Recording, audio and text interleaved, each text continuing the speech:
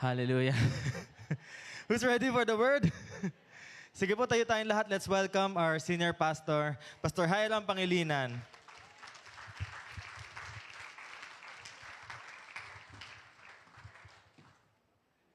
Amen. Sige po, makakaupo tayo. Good morning.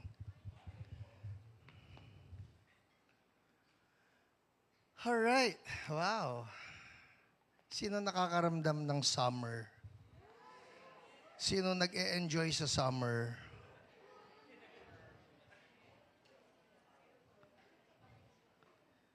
Sinong gusto ng winter?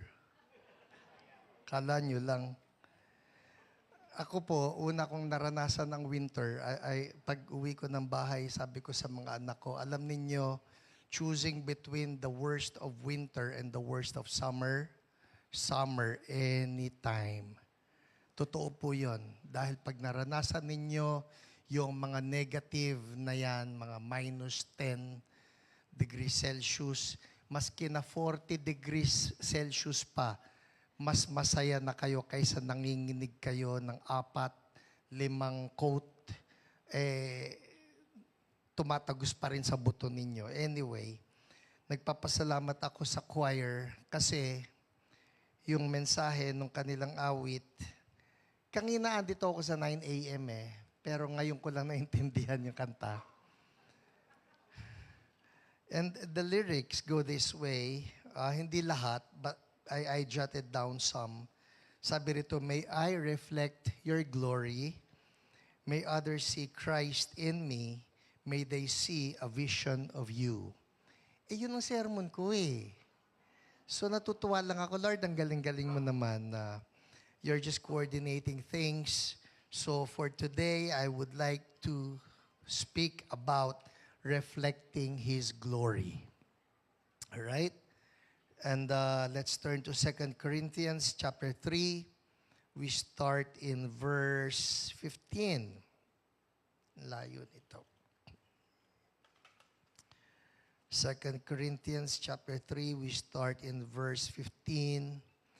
Yung babasahin ko po, I will be reading from the NIV, although this is the 1984 edition.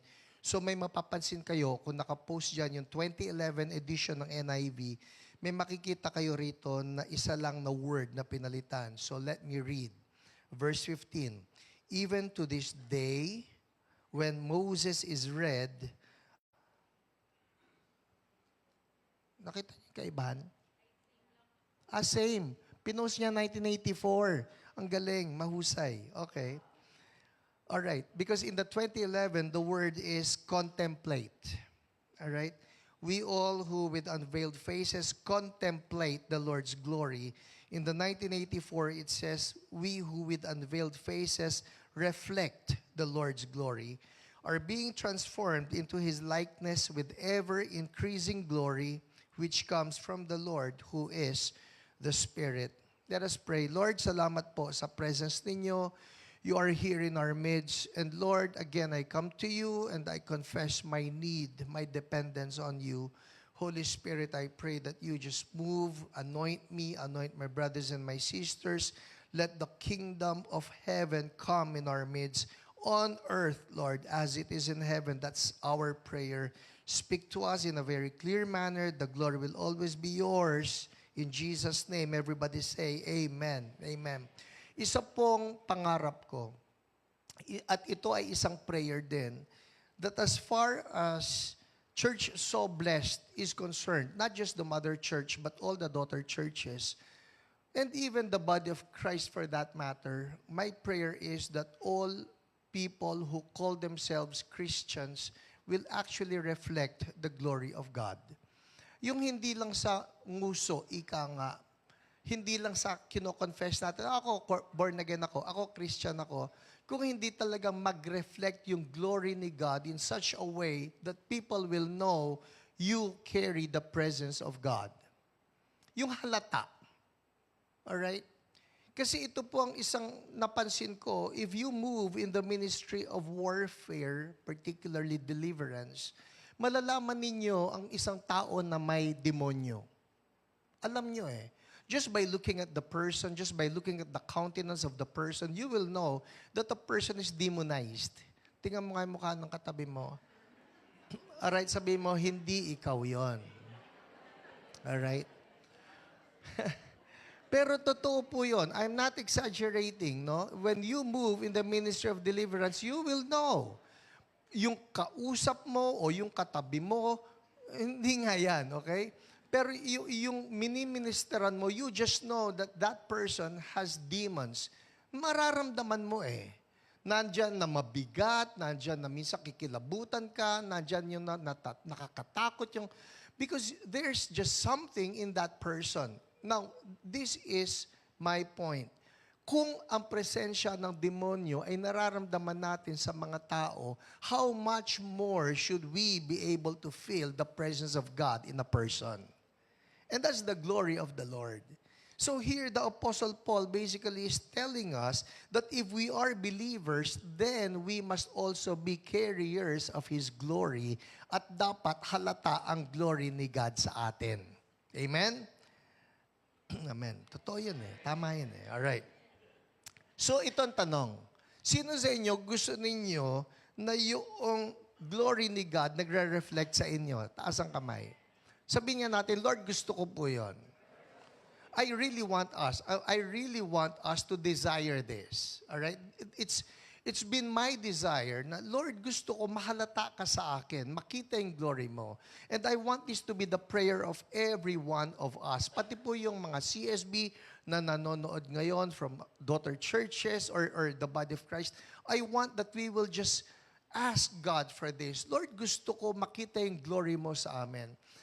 There is a promise in Habakkuk 2:14, and I believe that this is a promise not for the new heavens and the new earth that will be coming, but this is a promise that we can claim even for our time, and it is this, that the earth shall be filled with the knowledge of the glory of the Lord, even as the waters cover the seas. That's a promise.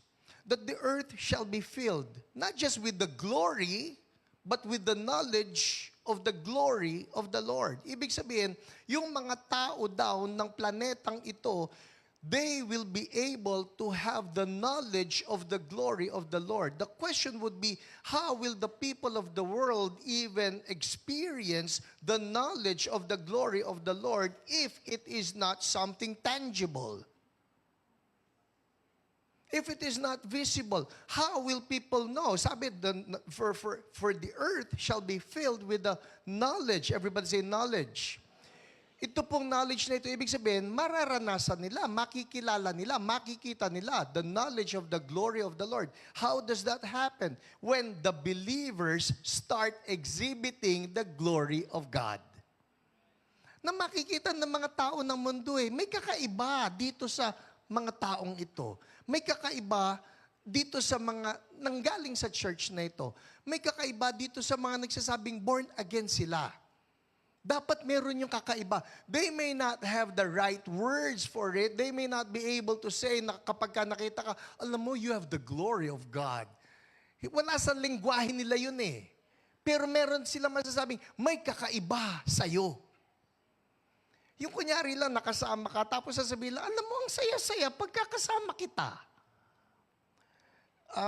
Nito pong nakalipas na week, we had a wonderful opportunity. Kami po kasama ang mga area pastors ng Church So Blessed.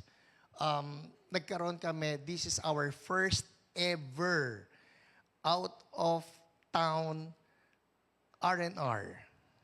So, ang mga pastor po, ilan lang naman ito, yung mga area pastors ay nakapag-bakasyon, sumakay kami ng eroplano, at nagpunta kami sa Disneyland. Totoo, hindi ako nagbibiro. Kala nyo joke But this is the first in our 26 years of history that we got to treat our area pastors. They've been with the church for more than 20 years, and all of the efforts, all of the ministries, all of the services that they have done. We just had to show appreciation to them. So, pumunta kami doon sa, they call it the happiest place on earth, but that's questionable. Happiest place on earth is the church. So anyway, punta kami ron at syempre, papunta roon. For some reason, yung amin po na eroplano, pinaghiwa-hiwalay kami. So kanya-kanya kaming katabi. May nakatabi ako papunta sa doon. At nakakatuwa lang na sharean ko ng gospel si Nino. Sino? Si Nino. Wala pong santo, Nino lang. Of course, kwentuhan lang papunta roon. Pagkatapos, when we became friends, ang dami ko nang nalaman tungkol sa kanya, OFW siya, etc., etc. Pagkatapos, nung pababa na, I was able to share the gospel with him at siya, kasama nung kanyang misis at anak, nabigyan ko ng sure ka na ba.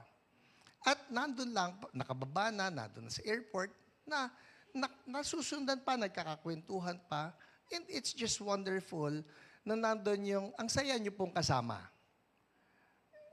Hindi niya malalagay, alam mo, na-feel ko po yung glory ni God sa inyo. Hindi ganun eh.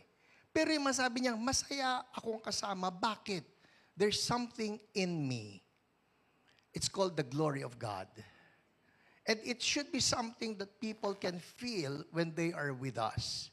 Sabihin mo yung katabi mo, alam mo, masaya ka rin kasama. In Jesus' name. All right?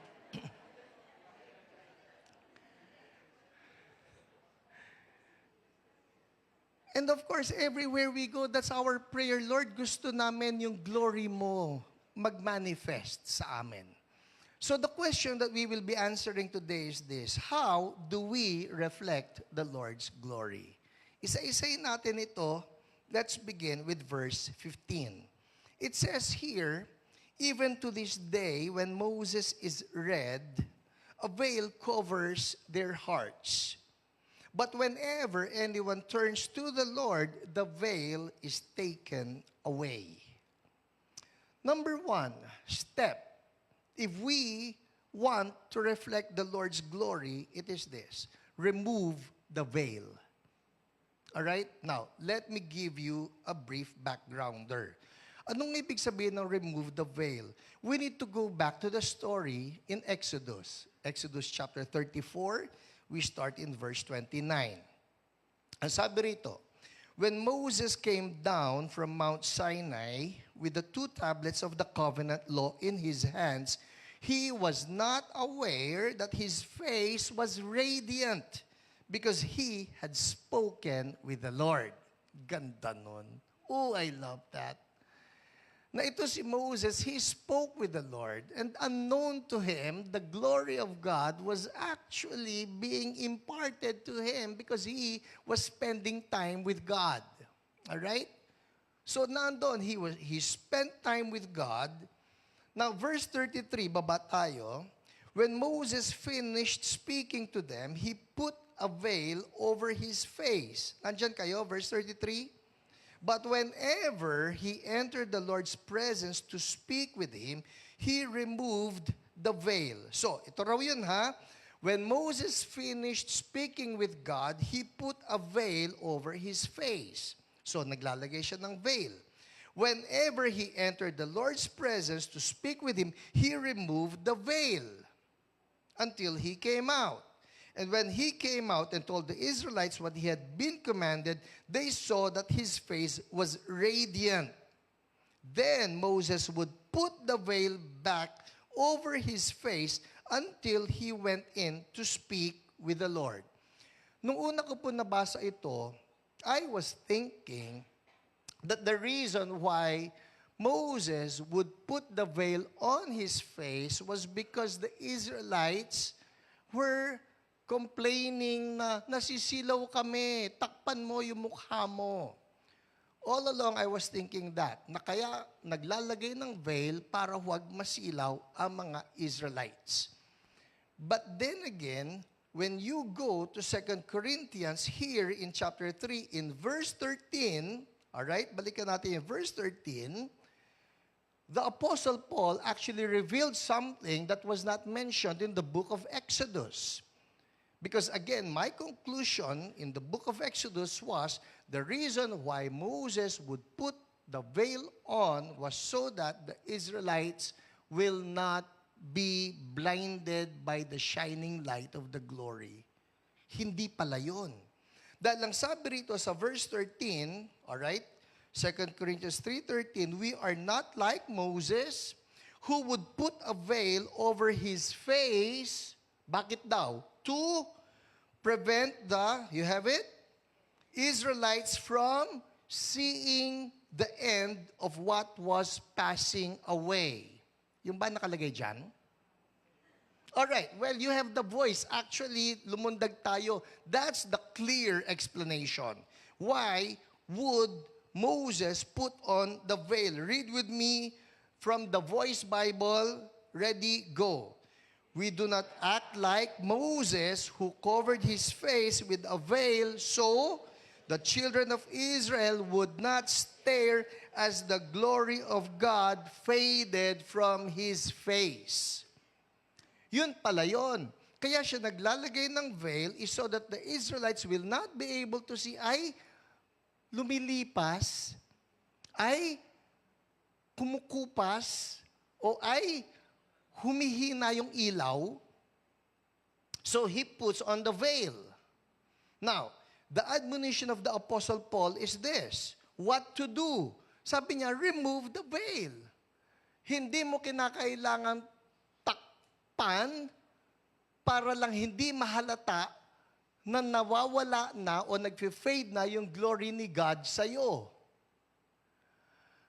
Actually po, ito ang isang bagay na mahirap sa atin na mga Kristiyano.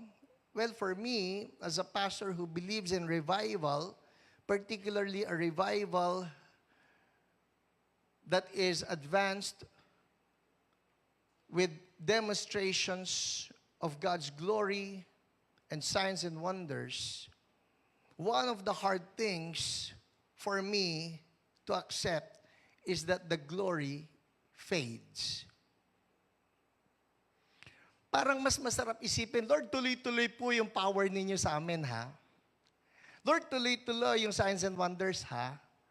Lord, tuloy-tuloy yung healings, tuloy-tuloy yung miracle money, tuloy-tuloy yung gold dust. But truth of the matter is, the glory is fading.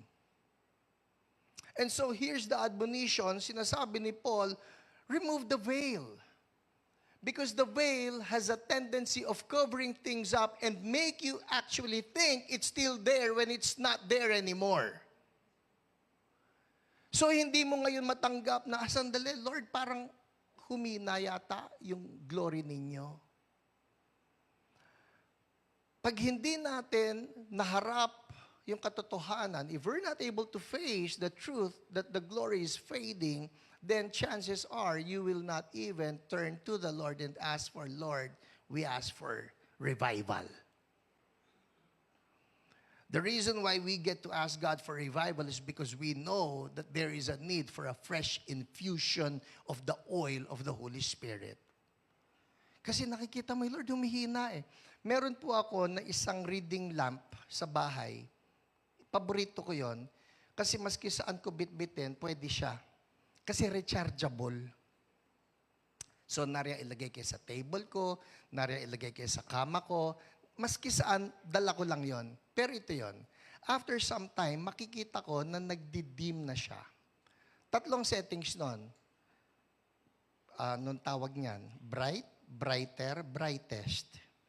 Minsan, well, madalas nandun siya sa brightest na setting, pero minsan mahina na siya, so pipindutin ko uli, ay sandali, ba't nag-off? Ibig sabihin, brightest na siya, supposed to be, doon sa setting, pero nandun na pala siya na nagdi-dim na.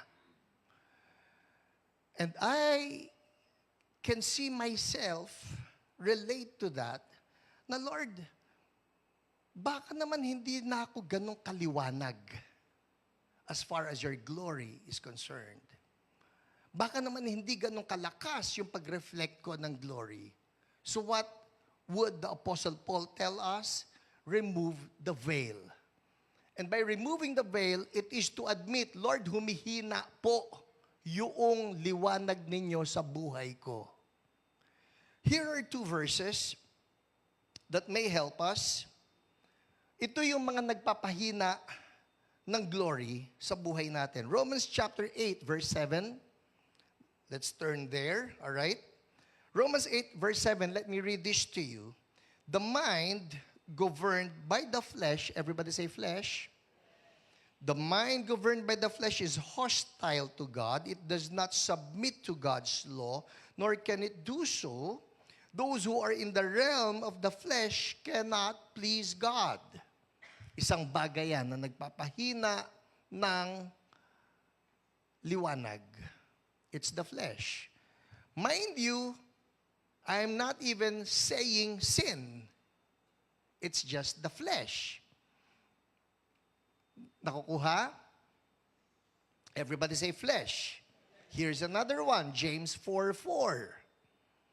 You adulterous people, don't you know that friendship with the world means enmity against God? Therefore, anyone who chooses to be a friend of the world becomes an enemy of God. Everybody say world. All right. Here are two words. Flesh, world. It did not say sin. Sometimes we tend to qualify, hindi naman kasalanan to eh. But the question would be, is it of God? Or is it of the flesh? Or is it of the world? Kasi when you get to look at the things of the flesh, does not help your light. When you look at the things of the world, does not help your light. May kalaban pa rin. So here, the Apostle Paul would tell us, remove the veil. Remove the veil. Because the veil can actually cover things up. You think you're still okay when truth is you're no longer okay.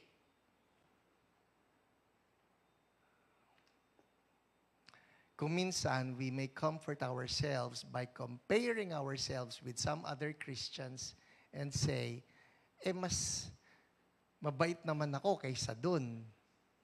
Mas spiritual naman ako kaysa dun, no? But then again, they're not even the barometer of our holiness. They're not even the standard. Ang sinasabi dito ni Paul, sandali, look at yourself. Saan ka ba nakababad? Is it God? Is it the flesh? Is it the world? Kasi kung saan ka nakasaksak, doon mo malalaman kung ikaw ba nare-recharge o hindi. Going back doon sa aking illustration ng aking paboritong reading lamp, so meron po yung recharger. So nire-recharge ko yan. Eto na, nire-recharge ko yan ng magdamagan. So pagka magdamagan, the assumption is by the morning, ang lakas na yan. Okay?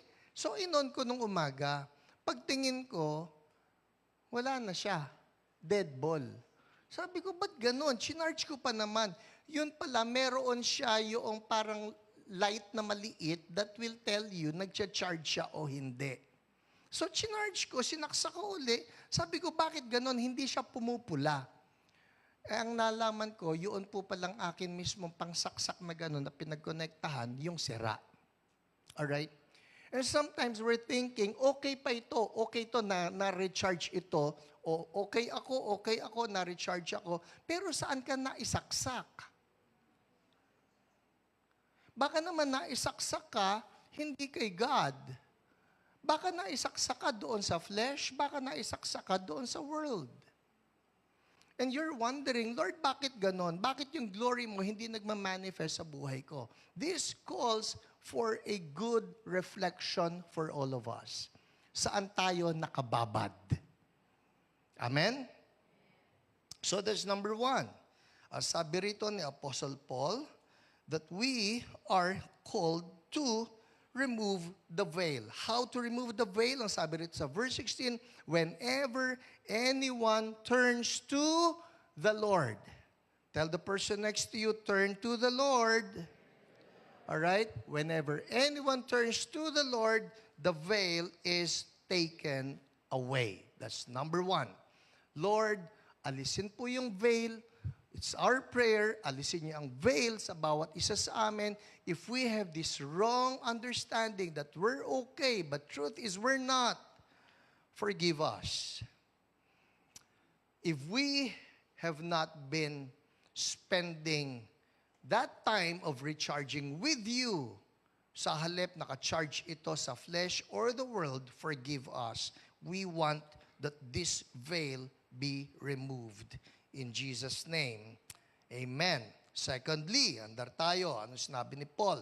Verse 17, let's go there. Now, the Lord is the Spirit. And where the Spirit of the Lord is, what? There is freedom. I love this. Bakit pinasok ni Apostle Paul dito si Holy Spirit? He actually says that the Lord is the Spirit. You see here how the understanding of the New Testament apostles is that the Holy Spirit is God. Ito ang ganda-gandang verse nito to prove to yung mga kulto na si Holy Spirit, He is not a person, He is not God, He is just the power of God. Dito ang linaw no, the Lord is the Spirit. It does not even say the Lord is a Spirit, He is the Spirit. And we all know that one of the names of the Holy Spirit is that He is the Spirit of God. Another name of the Holy Spirit is that He is the Spirit of Jesus. Another name of the Holy Spirit is that He is the Spirit of Christ. And He is the Spirit of God.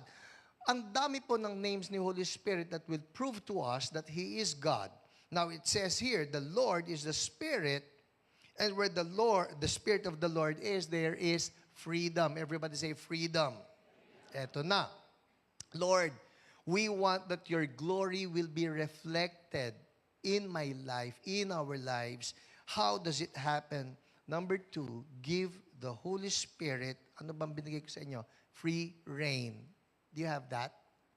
Iba? Welcome, Holy Spirit. Pareho lang yon. In my notes, binago ko pala. So I wrote here, give the Holy Spirit free reign. R-E-I-N. Palayain mo si Holy Spirit. Welcome Him. It's the same thing. Welcome Him in your life. Allow Holy Spirit to move. Now that we have seen, Lord, I'm removing the veil. Reveal to me, ano yung urge us. I've been reading the Gospel of Luke. In chapters 5 and 6, meron po roon, I would call them interesting verses.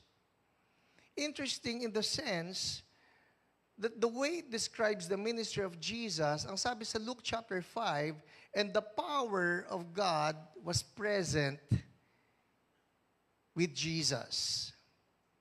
In that He was healing people. The power of God was present.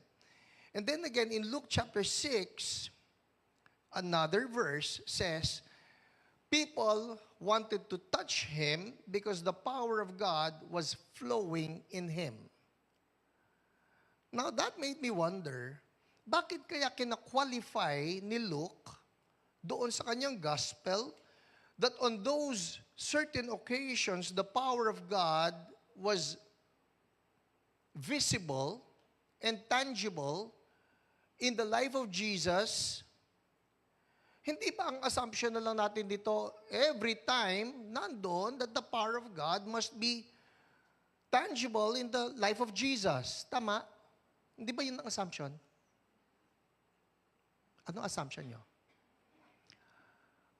Ganito na lang, sisimplihan ko. Sino sa inyo naniniwala anytime and every time si Jesus wherever and whenever He would go, that the power of God is flowing in His life? Taas kamay. Sino sa inyo na naniniwala na pwedeng may mga occasions na kung saan yung power ni God hindi nagmamanifest sa life ni Jesus? Malamang di kayo magtataas ng kamay doon. But see, the question would be, why would Luke even qualify that the presence of God, the power of God was manifesting in the life of Jesus? We can look it up. Kung nandito lang yung Bible ko na hard copy, it's easier, but I'll show it to you. In Luke chapter 5, all right, it says here, in verse 17, all right, Luke 5:17, if we can show them this. One day Jesus was teaching, and Pharisees and teachers of the law were sitting there. They had come from every village of Galilee and from Judea and Jerusalem. You have it right there? And what? The power of the Lord was with Jesus to heal the sick. Yun yung unang verse. Okay? Now here's another verse. In Luke, in chapter 6, verse 19. If we can show them this. Sabi rito, well, we can start in verse 18 probably. Ang sabi rito, who had come to hear him and to be healed of their diseases, those troubled by impure spirits were cured, verse 19, and the people, what? All tried to touch him because power was coming from him and healing them all. So, itong tanong ko ba't kinakailangan i-qualify ni Luke that on those particular occasions, power was flowing from Jesus and healing the people?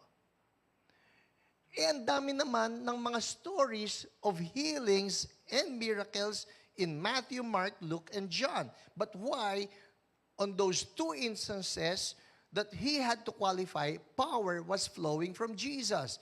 I infer, now, this is not doctrine, but I infer that there were certain days wherein the power of God was more tangible in the ministry of Jesus than on some other days. Talaga? Which is why he will be needing recharging come evening. Which will also explain why Jesus will be spending time with God in prayer. Sometimes we wonder, ba't kailangan mag-pray ni Jesus? Kala ko ba Son of God siya? But those times of praying and just spending time with God would be his charging times so that when morning comes, he is fully recharged again. Nasusundan niyo ako? Bakit ganun? Because we need to understand, he was fully human as well. Minsan kasi we just assume, si Jesus yan, no, hindi yan kakapusin. No, he was fully human, people. Which will explain why in the book of Hebrews it says that with loud cries and tears, he will pray to God. Why? Because he knew he needed that recharging from God. Ito yun Kung si Jesus, he needed recharging, palagay niyo kayo. Ay, pastor, matagal na akong pundido. Kung si Jesus kailangan mag-recharge, ito po yan And then we wonder, Lord, yung glory mo nasa akin. I'm the temple of the Holy Spirit. But then again, we need to understand, baka naman, yes, you have the Holy Spirit, but have you been veiled in such a way that you're not recharging? Para lang itong yung mga uso ngayon ito, yung mga nagkakaroon na ng mga anong tawag natin dyan? Yung nasa ibabaw ng bubong? Solar panels. Nagpa-solar ka nga, halimbawa lang, nagpa-solar ka nga, kinumutan mo naman. Wow, tindi mo. And that's the whole point of this. The Apostle Paul is saying, you need to remove the veil. Why? So that you can be recharged. We want to see the glory of God manifesting in our lives, but it cannot happen unless we remove the veil. And after you remove the veil, allow Holy Spirit to be able to recharge you because He is the source of that power. Everybody say, Holy Spirit, I welcome you. Kung si Jesus po nagpapa-recharge, palagay ko tayo dapat ding magpa-recharge. Now, here's a good verse. Sabi rito, Galatians chapter 4, verses 6 and 7, says here, because you are His sons, God sent the Spirit of His Son into our hearts, the Spirit who calls out, Abba, Father. So you're no longer a slave, but God's child. And since you are His child, God has made you also an heir. So what does Holy Spirit do? He connects you with the Father. He connects you with the Father. Yun ang masarap kay Holy Spirit, yung connection niya, hindi pundido. So He connects you with the Father so that once again you can cry out, Abba, Father. And the moment that we connect with Abba, Father, then He recharges us. Tell the person next to you, dapat konektado. Ang masarap nito, alright, so we're recharging now. We welcome the glory of God, more Lord. Sabi natin, more Lord. And then in John 3, verses 5 to 8, it says here, Jesus answered, very truly I tell you, no one can enter the kingdom of God unless they are born of water and the Spirit. Flesh gives birth to flesh. Hindi natin kailangan yon. Alright? Tapos na yung ating pagkapanganak sa flesh. Sino rito pinanganak sa flesh? Meron pa ritong mumu. Tapos na tayo panganak sa flesh. Alright? We don't need to add some more to the flesh. Then it says here, the Spirit gives birth to Spirit. Yun ang kailangan natin palagi. You should not be surprised at my saying you must be born again. The wind blows wherever it pleases. You hear its sound, but you cannot tell where it comes from or where it is going. So it is with everyone born of the Spirit.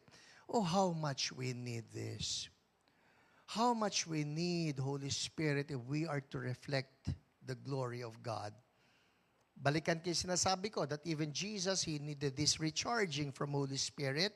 Acts 10:38. One of my favorite verses. Sabi rito, Acts 10:38, how God anointed Jesus of Nazareth with the Holy Spirit and power.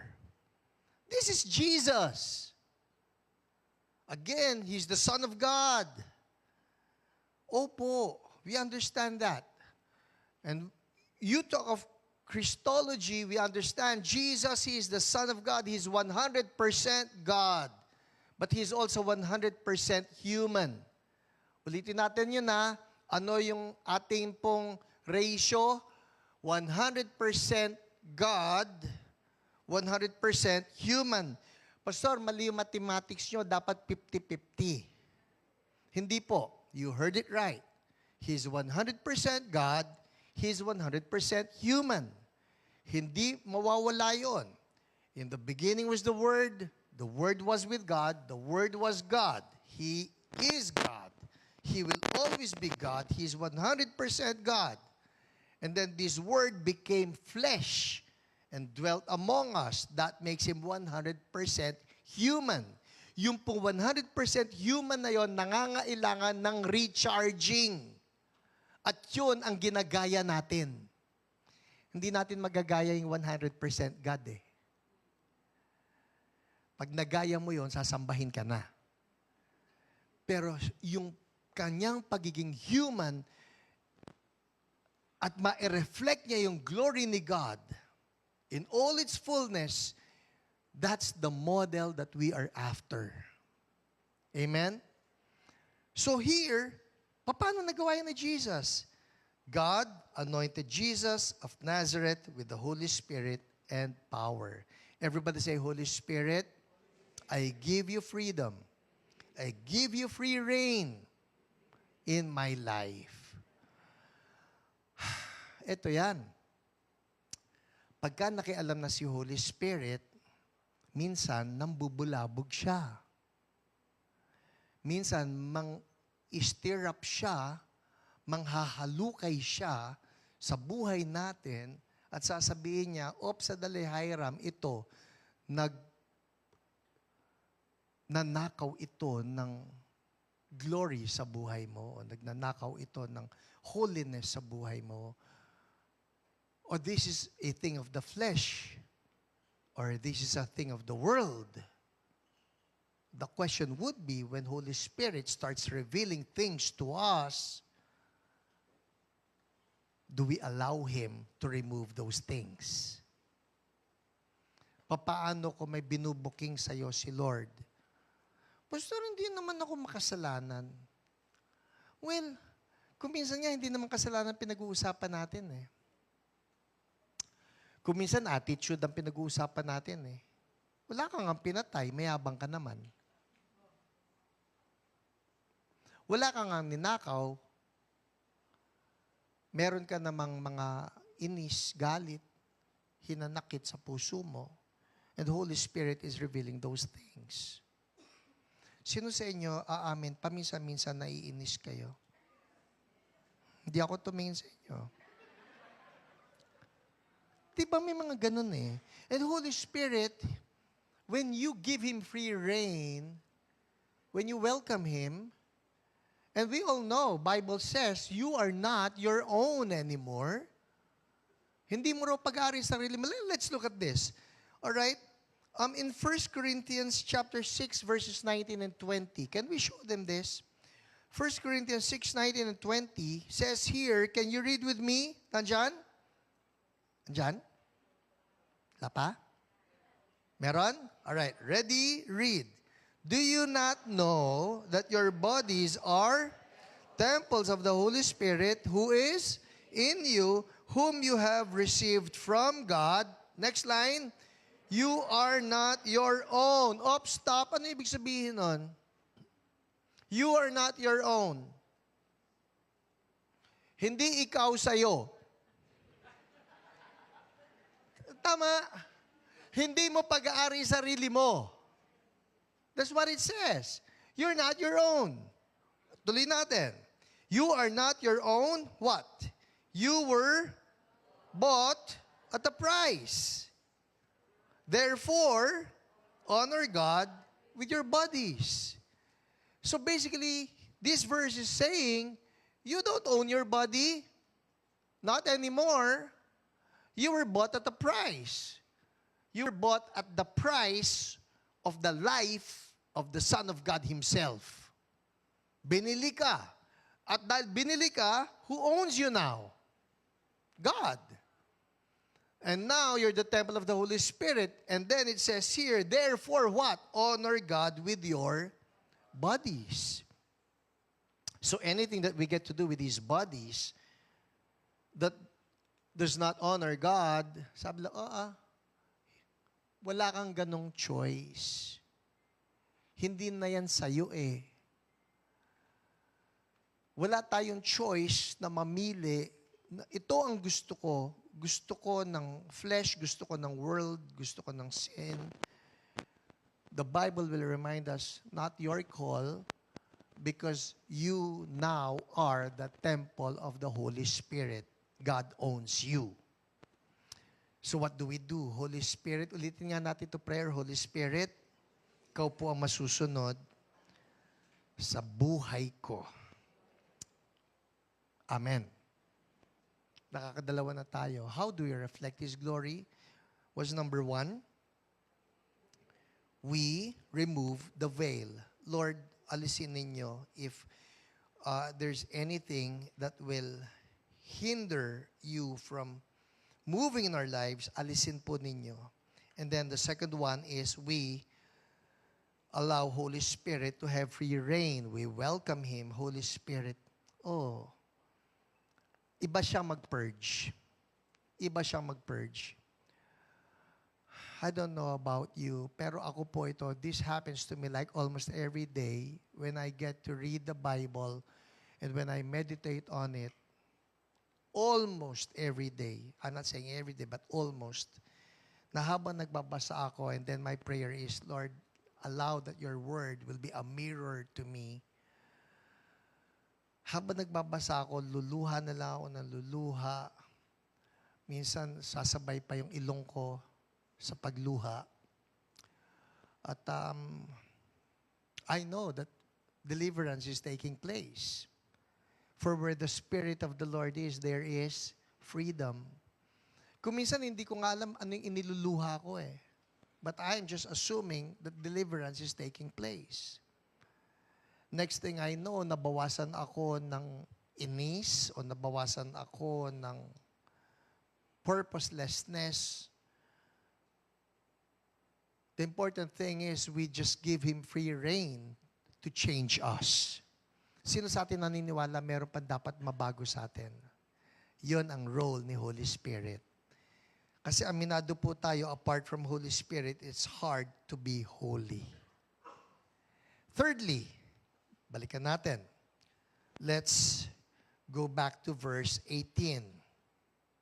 In this verse, it says, we who with unveiled faces all reflect the Lord's glory, are being transformed into His likeness with ever-increasing glory, which comes from the Lord, who is the Spirit. So, unveiled na.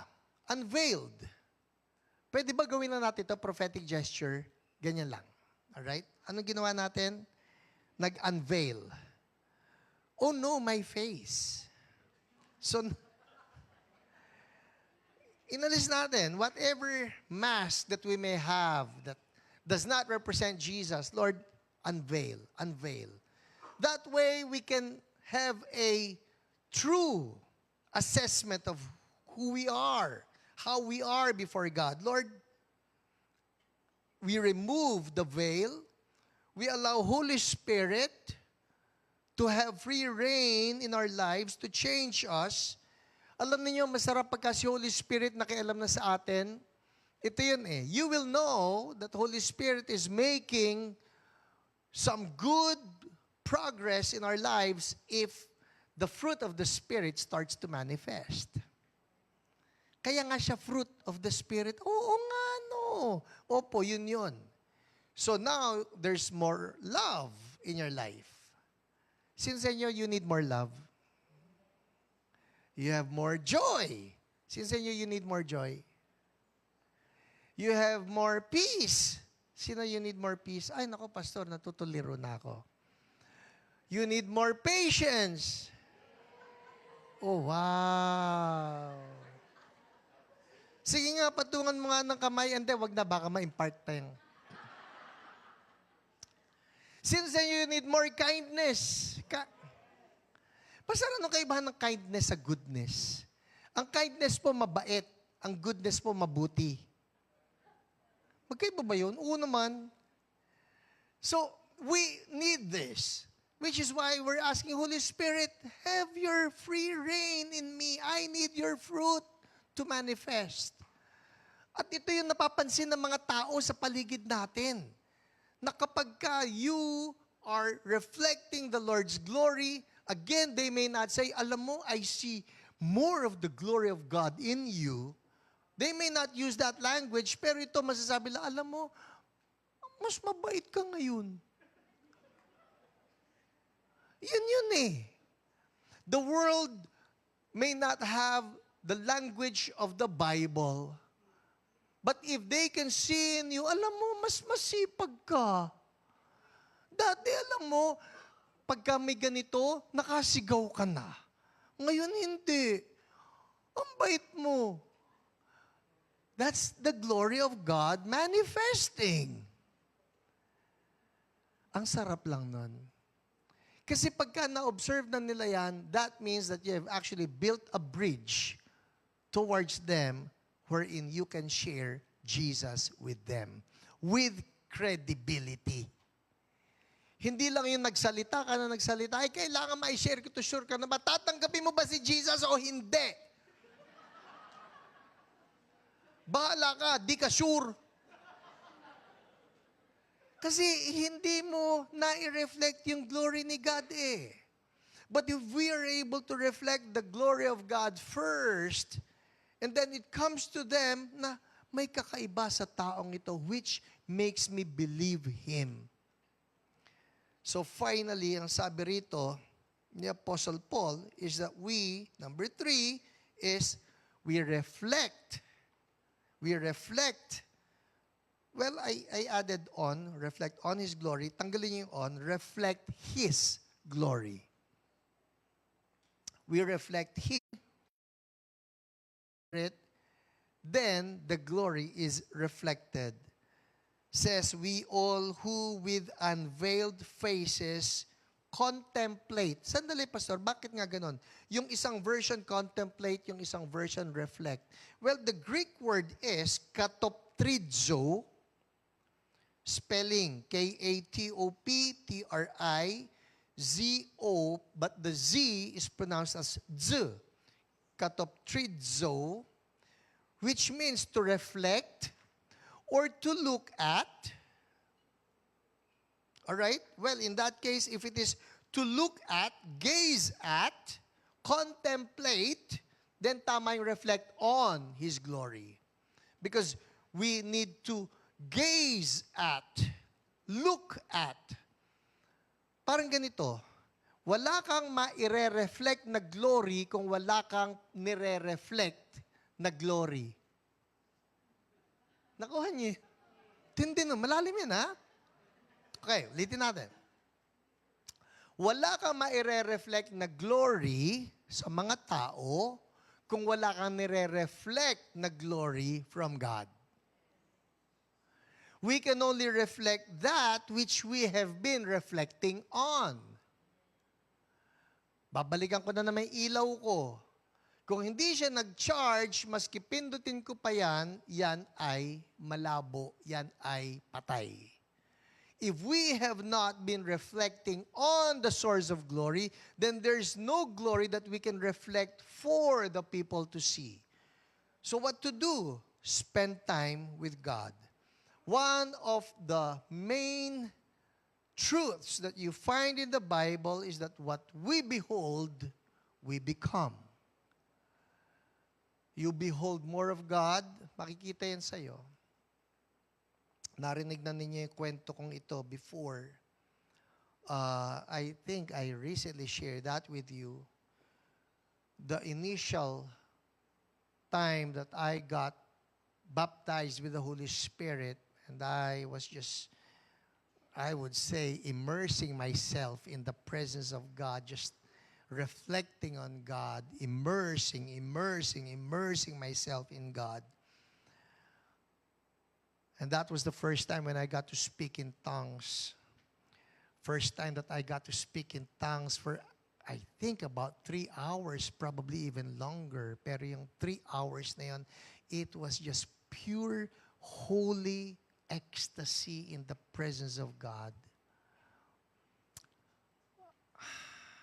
Nothing like it. Na ang sarap-sarap lang. And I know that I was just there in glory. Pagkatapos yung nangyari na ikwento ko sa inyo na kinalampag yung pintuan ko ng isang tao at sinigawan ako ng isang tao at sabi niya, tumahimik ang ingay-ingay mo.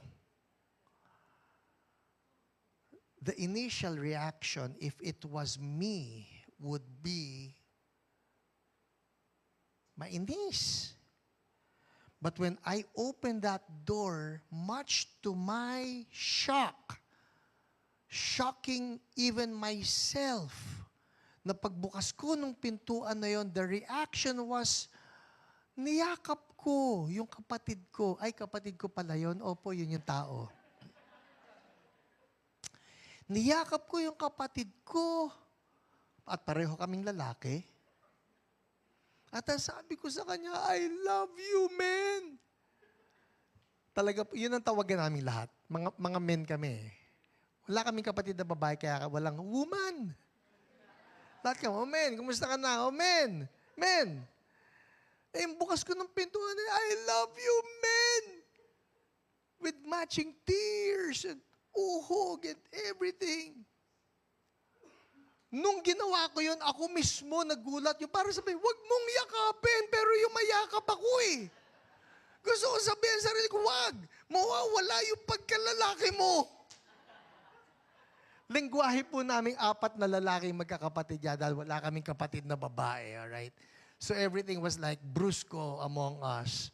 Bawal yung lengguwahe ng malambot among us. Pero nung pinuno ako ni Holy Spirit, you just know Holy Spirit was in charge. And it was all against the nature of the flesh. Because the nature of the flesh would be for me to look like I'm strong. Hindi mo pwedeng ganyanin. Lalaki rin ako. May linya kami, ano ka, mas nakakalalaki, palagay mo. Hindi pwede. But it was all Holy Spirit when I embraced Him and I said, I love you, man. Nashook ako. Ito po yan eh. How would you like to have it that Holy Spirit will just amaze you when you see that there are changes taking place in your life because the glory of God is filling you up? Yung bang, hala, ba't ganun? Ba't ko nagawang patawarin yun? Eh, dapat dun kainisan hanggang kamatayan na. But that's Holy Spirit. Hala, ba't ganun? Bakit ko napatawad yun? Hala, bakit ganun? Bakit ko napagpasensyaan yun? Hala, bakit ganun? Bakit ko tinurn the other cheek? Sino sa inyo may plano mag-turn the other cheek? Ang hirap nun ah. Turn the other cheek. Hindi pwede yun. But you will be amazed because when the glory of God starts moving in your life, you start reflecting more and more of Jesus. Amen? Isa na lang. Eto na. Psalm 27 verse 4. Let me read from the ESV. Says this, one thing have I asked of the Lord, that will I seek after, that I may dwell in the house of the Lord all the days of my life, to gaze upon the beauty of the Lord and to inquire in His temple. Gaze upon the beauty of the Lord. Everybody say, gaze. Who wants to reflect the glory of God? Gaze upon Him. Gaze upon Him. Meron pong isa na lang. Pauwi kami. So, galing kami ng Disneyland. Pabalik na ng Pilipinas. Naghanap ako ng pelikula. Bihira kami makanood ng pelikula. Wala po kaming pelikula sa bahay. Unless makikiusap ako. Pengi naman ng pelikula. So anyway, nakapanood ako ng pelikula. Napanood ko yung Superman. Yung huli. Yung may super dog. Sino sa inyo napanood na? Ay, anyway. Binugbog po siya ron. Doon sa simula ng kwento, binugbog siya ng meta-human. Tama ba? Meta-human ba tawag doon? Bugbog si Superman. Hindi siya nakapalag. So, nandun siya, bugbog. Anyway, nung tinawag niya si Superdog, tapos may tumahulo. Dating si Superdog, tapos dinala siya doon sa kanyang headquarters. Anong tawag natin doon? Basta doon. Ha? Fortress of Solitude. Ah, yes. So, dinala siya sa Fortress of Solitude. Doon may mga robot na nag-alaga sa kanya. Nilagay siya sa silya. Bugbog sarado po si Superman, okay? Pero nilagay siya sa silya at doon sa silyang yon, itinapat siya doon sa araw. Yung araw na yon, meron pang magnifying lens. 3 magnifying lens. In short, boom! Gumanya sa kanyang araw. Kung alam ninyo, nasusundan ninyo si Superman, ang araw po, yon ang nagpapalakas sa kanya. Specifically, yung araw ng Earth. Tama? Yellow sun. Yellow sun. So, pshum! Tima siya. Alam niyo, Nung tumama yun, he was right in front of the sun. Next thing you know, few minutes lang, parang fast charger. Alright? Lahat ng pagkabugbog kay Superman nawala. And then, he was off again, ready to fight. Sabi ko, Lord, saktong-sakto yan sa mga Kristiyano. Tayo bugbog, talunan, we feel weak, we feel defeated. But the encouragement is this: gaze at the sun, S-O-N. Look at the sun, reflect on the sun. You get His glory, you get His power, you get His energy, and then off again, we are ready to go. Kailangan natin si Jesus. Tell the person next to you, kailangan natin magbabad kay Jesus. Amen? Let's all stand up. Ewan ko kung ang praise team ay nag-iisip ng kanta. I actually requested that the choir be the ones to do the last song because I believe that this particular song will minister to all of us. Kailangan natin, we need to invite the glory of God, more of His glory in our lives. Let us pray. Lord, how much we need You. We confess, Lord, there are occasions wherein we feel we lack in power. We feel we lack in glory. And Lord, forgive us for those times when we veil the glory. It is our prayer, Lord, that You just expose if there's anything, Lord, that's causing that there be some leakages in our lives. Ayaw namin nang may leak ang aming buhay.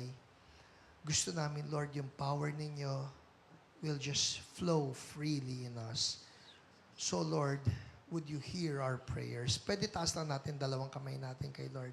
Sabihin natin ito, Lord Jesus, we need Your glory. We need Your power. We need Your life. Help us to focus on You.